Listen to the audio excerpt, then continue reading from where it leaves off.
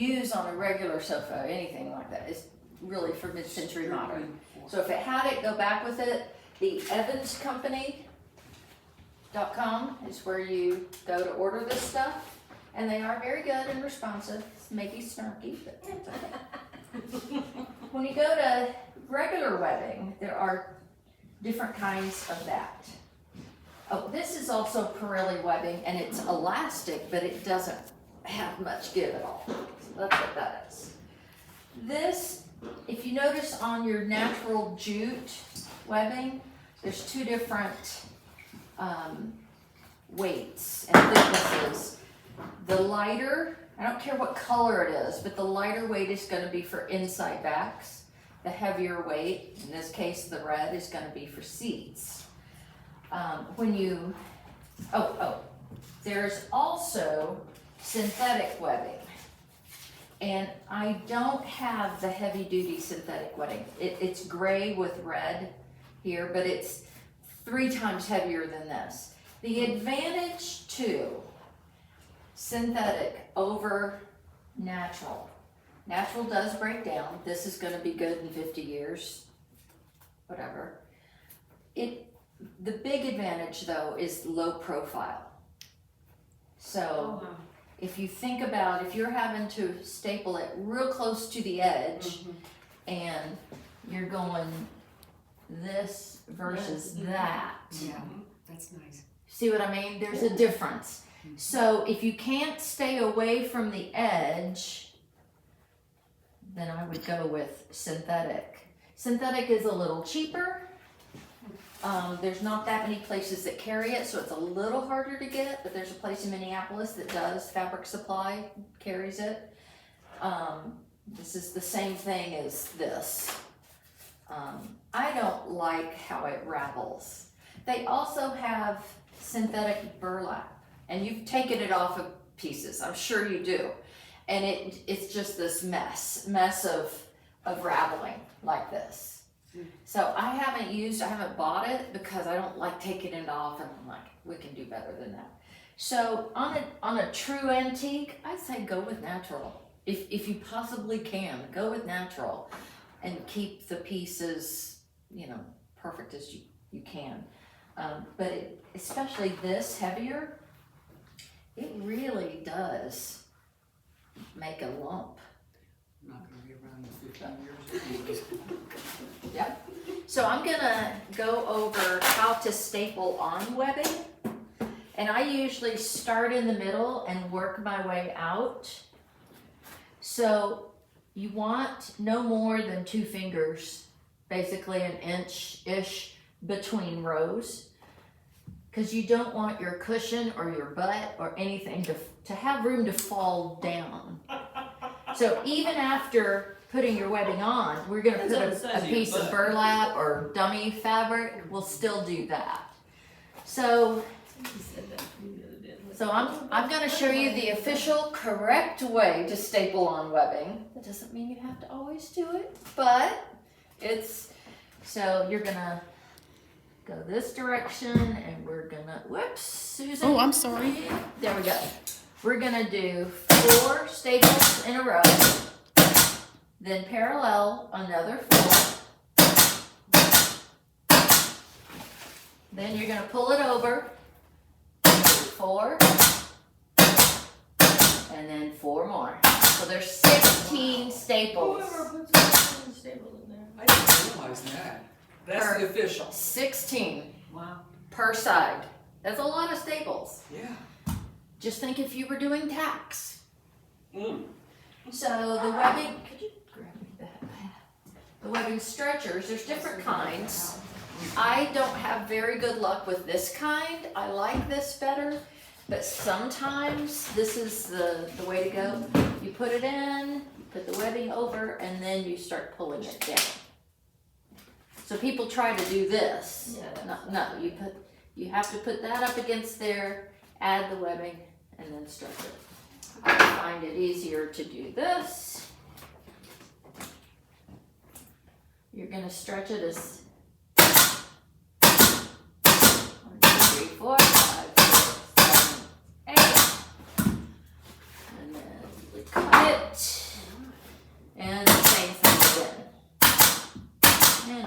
staples. Oh, I can have them. Thank you. Awesome.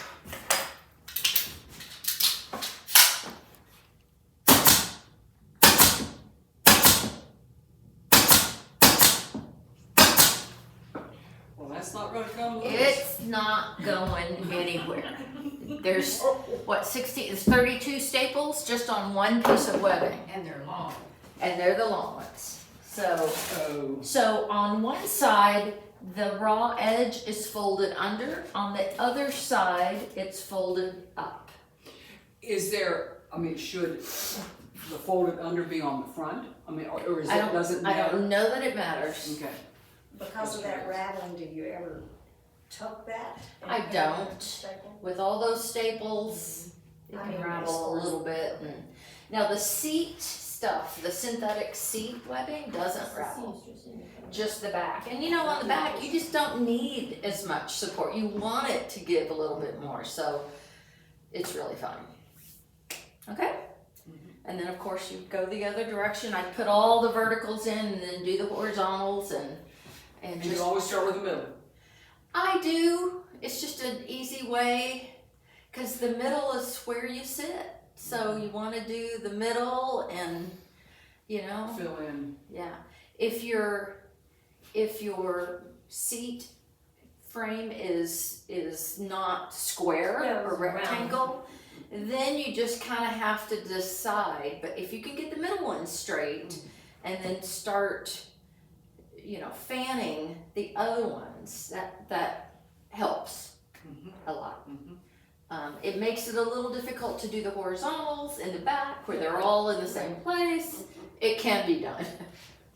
But you don't need that seat webbing in the far, far back. So if you have to come up a little bit from that, that's okay. And then I like to always put a piece of dummy fabric or burlap or whatever over that, because foam fails when it starts falling through the cracks, and these edges will start cutting through it. So that seems to be a point of failure. So, okay, that's it on any questions? Now, when you're doing springs, you don't cover it with a dummy fabric until on top of the springs. Or do you? It just depends. Now, if I were putting springs down on this, I would try to center the spring over a piece of webbing. And so you can always take into consideration the arrangement of your springs and make sure you've got webbing The there. trouble is you won't be able to see it. If you had the dummy fabric, you wouldn't be able to. Yeah, on the bottom, I don't always put, if I'm just doing springs, if I'm doing foam over the webbing, then yes, I always put that piece of fabric there. But yes, I think that's a good point. When you're doing springs, you would put them down. Somebody want to grab me a marker and a spring, or two. I'm going to The coil, or do you want the squiggly one? coil. I'm gonna pretend I did this correctly, okay?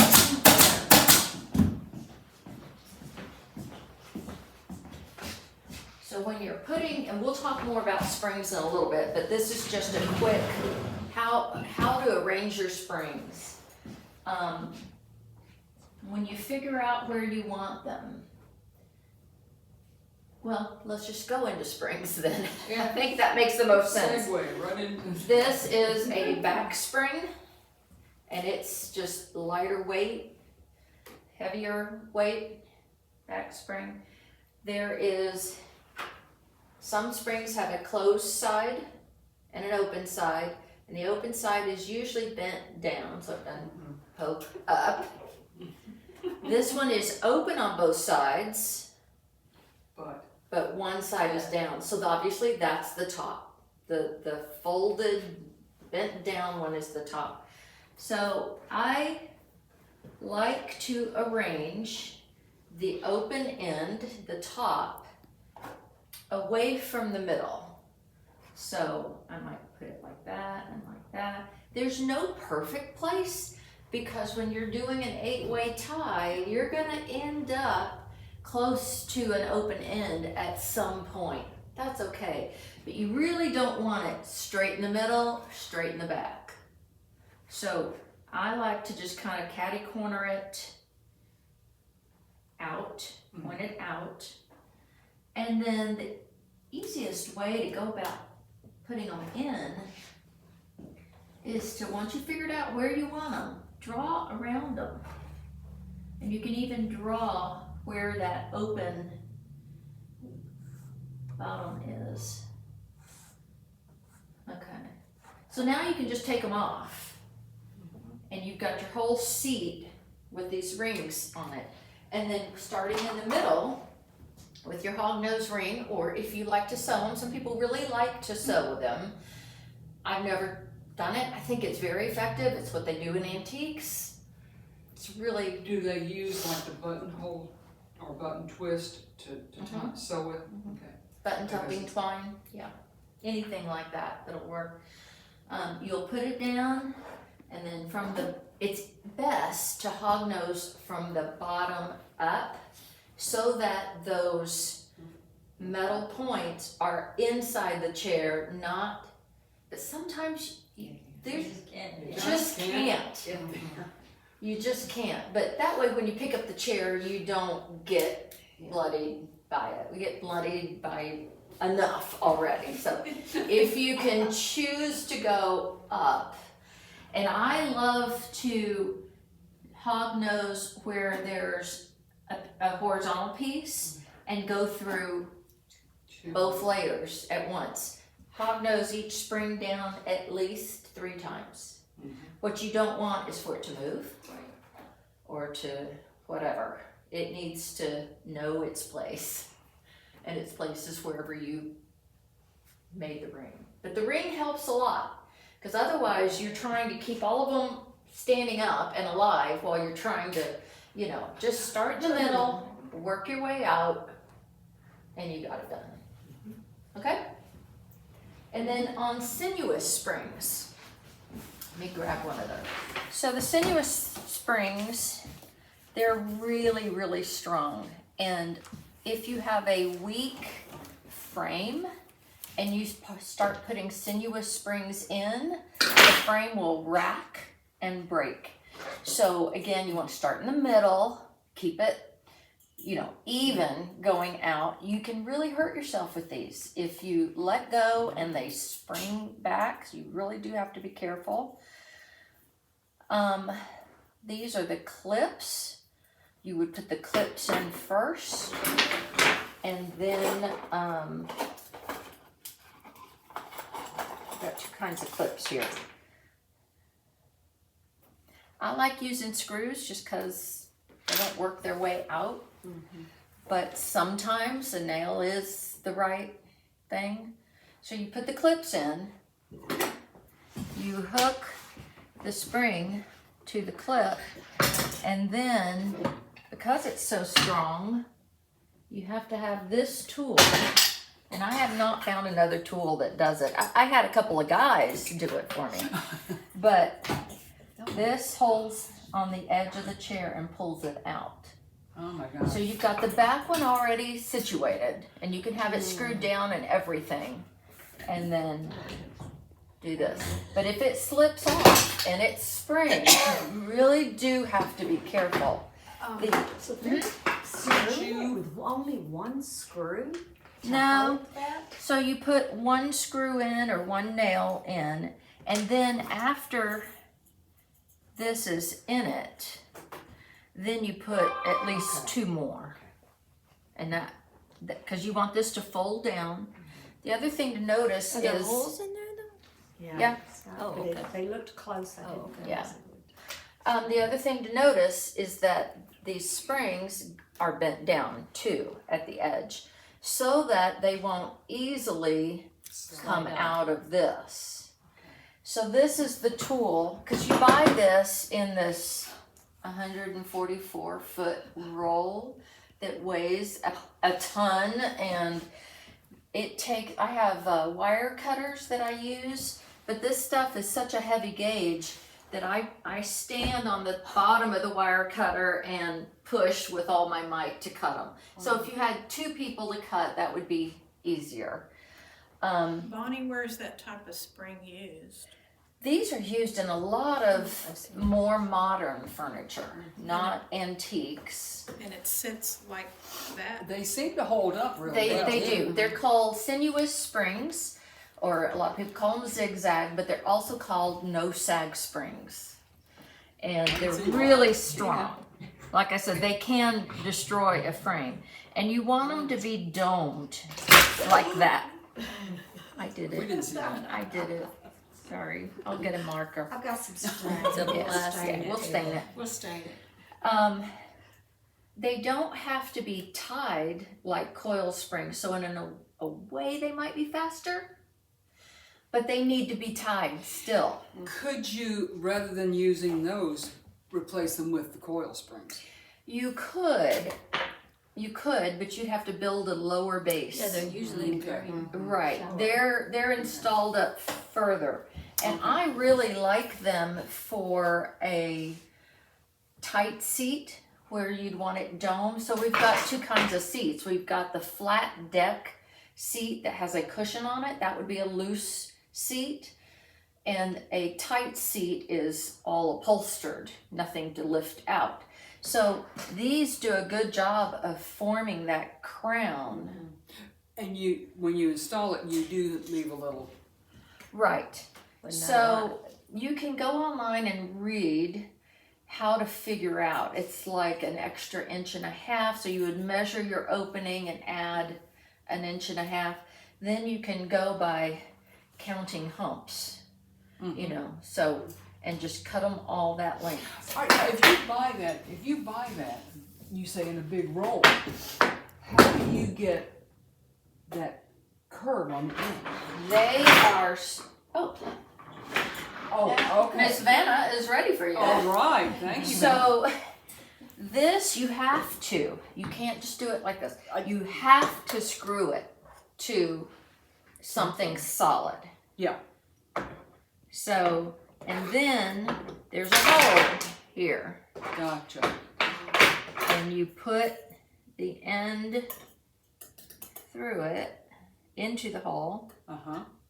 And then you mash it up against that. Okay. Wow. And there really is a learning curve. You do not know how many times I've pushed it so hard it just broke. So you kind of learn to give it some juice and then, Back off. you know, back off.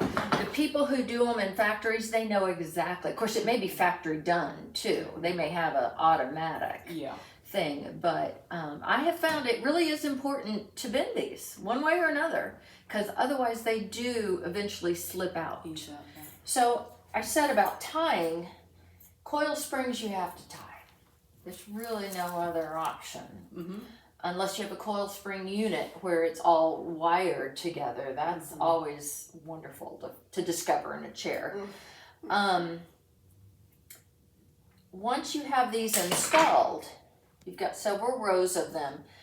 If you just started upholstering from there on without tying them together, they could, like if you have somebody big sit down, they could do this, you know.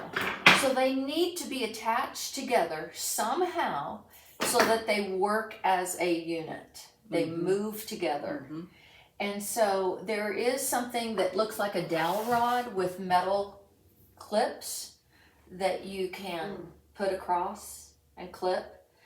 I like to just tie them like that's tied the wrong direction, but tie them together like this from the side rail over to the first one, and you kind of have to choose a hump, and hopefully they're lined up. If you cut them all the same, they should be lined up to where you can tie all the way through, and 1 or 2 is plenty. You don't have to 1 or do 2 it. ties? 1 or 3 lines Okay. all the way through. This is from the only book that really dealt with some of the stuff that I wanted. Yeah, this picture is it has these springs. And I reuse the springs if they came and, you know, whatever. Every once in a while, I do have to replace one of these, especially on restaurant booths. The high traffic area. But I have the supplies, you just do it, and I've come here and done it for people at times. When you're tying coil springs, this was the best picture I could find. If you're doing a tight seat, the coils need to be domed. You want it to be domed front to back, side to side. Which you're so good at. Yeah, it's hard to do, but it's not that hard. I mean, you know, it kind of naturally does that. If you've got a loose cushion, you want them to be flat, and I have found that to be a little harder than doming, because you really do want it flat, because you don't want that cushion to sit up on top of a dome. It just doesn't work that way. You mean if there's a cushion on top of the springs? Okay. If you have a loose A cushion, freestanding cushion. yeah, you definitely want it flat. And then you guys know what an edge wire spring looks like. Sometimes the really antique sofas will have this wire that goes around. Those are really difficult to tie. I'm still not personally 100% like set. I know how to do this, you know, because you want that edge wire to dictate the height of the springs. So you kind of have to tie it in place and then tie the springs to match it. But there are methods of tying where you do all that. It looks like a nest of, on each spring, it really looks like a bird's nest in there if you do it right. So it's a lot of time, but it's just a whole different, it's a different application. And it feels so good to sit on. It does, it gives, you don't have the wood, and then if you have a wood lip under your legs, you need edge roll to soften that a little bit, even though nobody knows what edge roll is, and they don't know it's in a lot of furniture. That's that little foam piece, isn't it? That stuff right there. Yeah, that's what this is. Yeah. Okay. And it, again, is hard to find. Our Russian doesn't carry it. Conway foam doesn't carry it. You can make it. You can wad up fabric I've and seen it put like fabric around it, or batting around. I mean, or big cording. If you have a little piece, you don't need a big fat edge roll, because edge roll comes in all kinds of. You can just get like a 1/2 inch cording, put batting or muslin around that, and use it. So like in this piece that we're gonna retie in a little bit, these side springs are just a little shorter than the middle spring.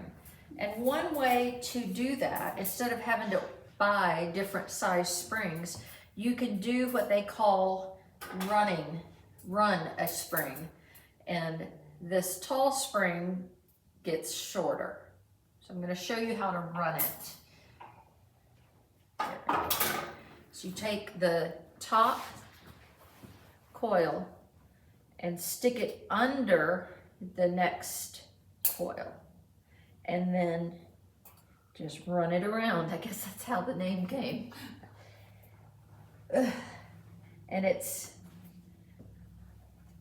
not real easy, but you just basically what you're doing is turning it inside out. Who thinks of these things? Huh? Who thinks Yeah, of who came up with this? I don't know. So when you have a spring though, how do you know if it's right side out or inside out? I don't know. Because yeah, you could So- run it and it'd be, Right, would it make it bigger? I think so. It'd be interesting to, Yeah, just, I'll do it next time I take something apart that has 2 different size springs. I'll Wow. unrun one. Rerun one. try one of those. So anyway, you keep going and you end up with a shorter, a little bit less springy spring. Our springs are all in place where they need to be. We're gonna tie springs. There are two different kinds of spring tying twine. There's the organic, the natural, and it's usually, the best stuff is called ruby, is it ruby red twine? No, it's not ruby. red. Italian ruby twine. Italian ruby, And I don't know Spring if it's twine. from Italy. it is. It is. And it comes with a little Italian flag, you know, and all that. So you know it's the real thing. It's good, it's strong, it's not stretchy, it really holds, and it'll hold 20, 30, 40 years. The synthetic is cheaper. So this, a roll of this would be $27, Yeah, it's gone up. $30. This is much bigger. I've used half of it already, and it goes from the inside out. And it has a tiny bit of give. I mean, it's Okay, tiny. okay. It's easier on your hands than this because it's smoother, and it really won't wear out. Cool. So what's gonna make your twine, either kind, wear out is if it rubs against something over and over, or where you attached it to the wood, if that cuts through. A lot of upholsterers really do still use the tacks for tying. I use staples, and I've asked multiple times to very well known, you know, good upholsterers, why? Is there really a Yeah. reason other than tradition to use, because tacks I'm not as familiar with, I'm not comfortable with them. And why not use staples? And they say they fear that the staples will cut through. I don't see how that's any different from one of those nails that they have this tied onto coming out. So I'm not convinced yet. I'm still, you know, I'm learning. The other thing that I'm learning, I learned to do an 8-way tie. Vertical, horizontal, and then each diagonal. To where when you're done, you have this beautiful spoke of a, you know, wheel spoke with 8 knots on it. So I was thinking about that, I mean, because this isn't square, obviously. So when you do your diagonals, are you gonna go 1, 2, 3, kinda like it's 3, 4, Yeah. 5, 2, 1. 6. Yeah. Yeah, 18 Yeah. on the base, yeah. 6. So You yeah, said they're that was gonna. $27 or $30. How much was the other one? Synthetic. Yeah, 25, but for 3 times as much. I mean, it's really okay to have a preference one for the other, but one is not better. I'd say if I were doing a real antique, I would go with this. I keep it on hand because it just feels right to do it. So normally I would do my long runs first. The longest, I call them the verticals. But we're waiting for this wood to dry, so we don't want to staple in it. So I'm gonna go this direction. We know this is gonna be a tight seat, so we want them to dome, and they already have started that with the size of the springs. And to know how much twine to use. I use about 4. 4? I do 2.5. Okay. Or going on to 3, and it's not a number But then how many measurement. times you go back? You go, 2.5 okay. is what I do. Maybe, and then sometimes after my No, but first you- run, Run this way and then run that way. no, there is because I'm gonna do. I'll get to it. Okay. So to figure out how much, I'm gonna do 2.5. 1, 2. It's not gonna help you. And a half.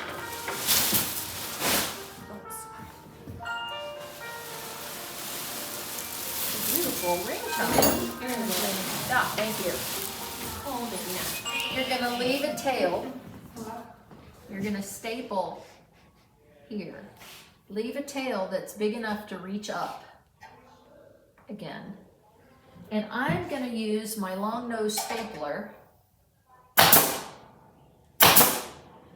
to bring that over and do a couple more. Now you would think you want to go to the top and go over and down, but we're not. And if you want to get on this side to watch the process of the knotting, on the outside perimeters, when you're doing, Does she need to be on that side filming? yeah, well, she can, we can do a up close and personal later. You want to grab the second rung, not the top one. So we're going to go up and over, and it's important to stand and work towards yourself. If I were standing here, I would have wanted to start here. So I'm going to wrap it all the way around and come back up to the left, on my left. So now I've got this knot, or this slip. I'm going to push this down and adjust. It's getting stuck. There we go. So I'm going to push it down about 1.5 inches. If you go too far down, it just gets so hard. So I go around. Is it really a 2% off? I don't think so. The second person gets in my way. Oh, okay. So one of the important things to know is you have to, this is just your little slip, your loop. Once you've adjusted where you want it to be, you've got to hold that in place. And sometimes my thumb is the strongest, so I'm going to clamp my thumb on it. I'm going to go down and back again, and see this loop, you know, as I came down and around. I'm going to come back up. Here's this loop. I'm going to go through that loop, and then I'm going to pull this way and then this way. So I'm going to pull this way and then this way. So it's a half hitch. Okay. Sure. Anybody else Smart want a Girl person. Scout? No. So again, we go, now the second knot on this first spring is going to be on the top. So we're going from second rung up to the top. And we're going to catch this later with this tail. So now you're going to go, pull it tight, go round and up on the left. If you're left-handed, I don't know if you just flip-flop it or what. Then hold it with your thumb so that this can't move. We're going to hold it nice and tight. We're going to go down in front, back up the back on the right side, and through that loop. We're going to pull this way and then that way. And if it's correct, you should have a nice kind of little X there. There is an upholsterer on YouTube, Upholstery on Broadway. Love that guy. And he is a good teacher, very good teacher. And when I watched this video on how to tie springs, he ended with saying, the bottom line is they need to be tied together. If you're not, isn't perfect, step away. It's okay. And I was like, I needed that. I really needed that. They just need to be tied. So now we want to pull this over. We're going to go to the top, go around and to the left. I'm going to tighten it up. You still want these, like I could pull it all the way to there, but then it's crooked. So you want it to stay, think about when you pull it down and compress it, is it still basically straight up and down or not? Okay, so that's where I want it. Hold it with my thumb, go around, through the loop, pull it one way, then the other, and this gets fast as you do it. It's muscle memory. I haven't tied a spring in weeks, so, but you do get it. You do have to kind of compress so that you get the right angle or the right tightness between springs. I'm going to hold it from below so you can see that loop. I'm going back down. And I do it all in one fell swoop. That You don't spring's have not to. attached to the bottom. Oh, Just- this one. just Ah, pop out. shoot. Yeah. Where are those nails? Well, and I'm confused. This one's leaning over so far. Okay. Tip that one, can it? When we go to pull these down, look what Okay. happens. It is gonna do that.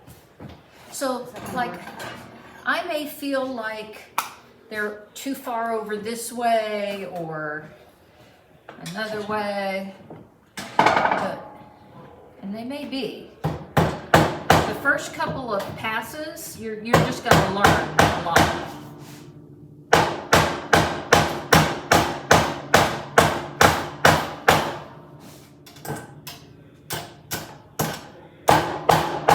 Whoops.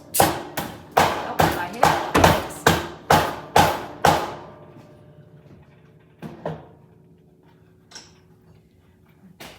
One more.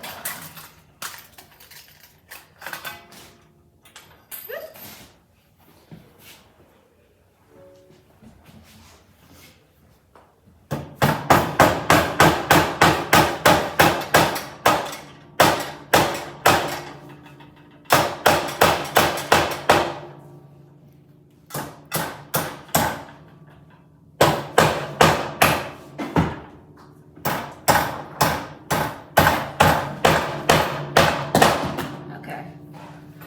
So, the last, on this third spring, I'm gonna go down to the second level. It's like a stair step, second stair. I've got it tightened.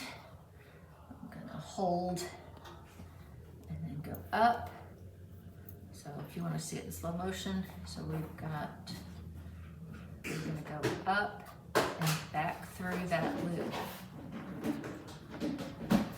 And then now, this is where we're really gonna pull and see how the whole thing works together now.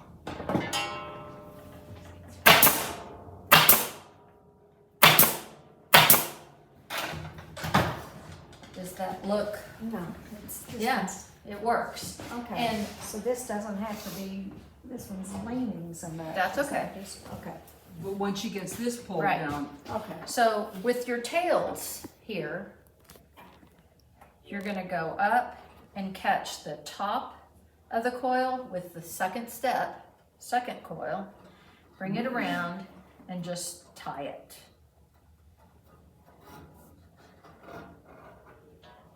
Because we want to tie them together.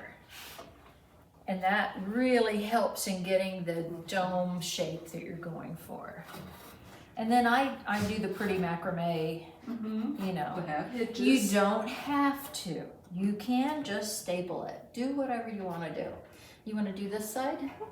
And see, this side is already doing it, you know, kind of. The top one is laying against the Could you put a couple of beads in that? Garrett? couple of what? Beads? Absolutely. So for us people, what's a bee? So the bottom line is these need to be very close to each other and to work together to give you that slope. Yeah.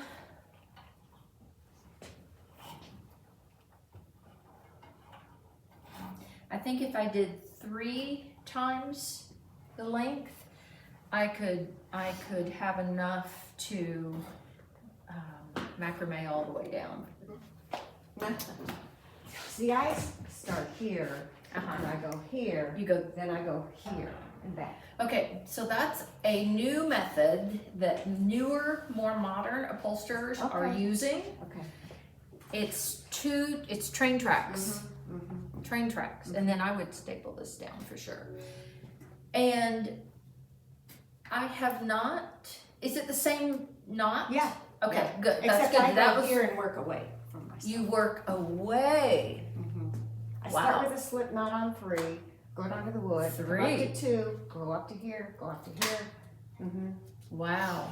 And And it just I've seen helps it. with the shape. I Well, like but it, it works for me. I like, see, I want to try it. That's like my New Year's, I am going to try this. Yeah. thing, the railroad track method, you still get an 8-way tie, Yes. cause you're still doing it, but it's double.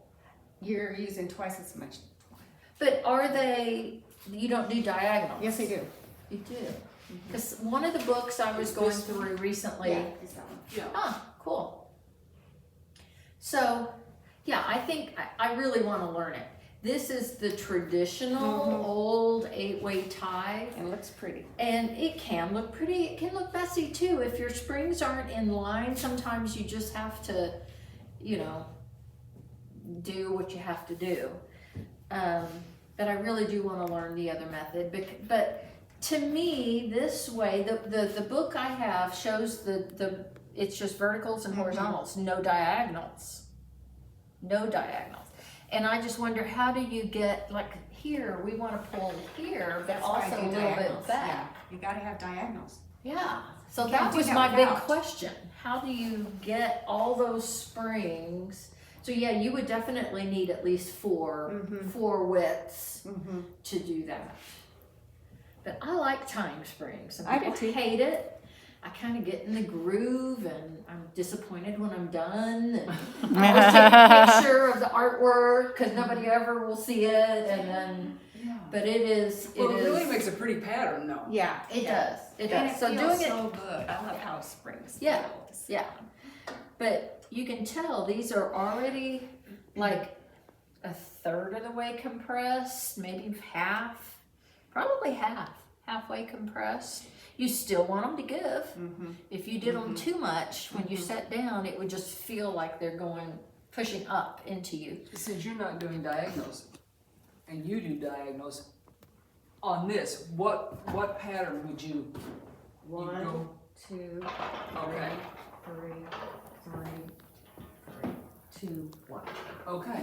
Yeah. And then This Just will get done find by a di- itself. Yeah, they get. And then you go all the the other attention. way to kind of pull. Because yeah, the diagonal thing is what was bothering me Yeah. about, and I wish I'd brought that book that shows, and even Cynthia on YouTube, No diagonals.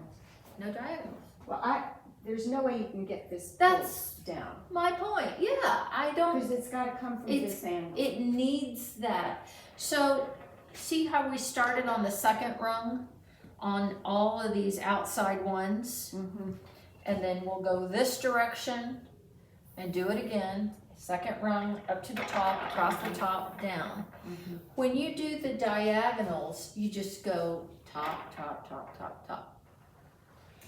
But with your diagonals, you can, like what you were saying, you can direct this top one to be something it doesn't want to be. But you still have to pay attention to the face. Yeah. I don't like to pull it over No. like this, I like to roll No, like it this. needs to be Yeah, you kind want of just this. Yes, more stacked than Yeah. off. yes. Sometimes it's just Because just what gonna. happens if you tie it like that and people are sitting on it, it's gonna, That and this side is gonna poke up, and Yeah. this side is gonna But keep. when that sucker is tied Uh-huh. up, it's not going anywhere. So- it's not moving. Just like I said with the sinuous springs, you need to tie them together so they work together. When this is tied, there is not one spring. They are one Yeah. big spring. I mean, they have to be a unit.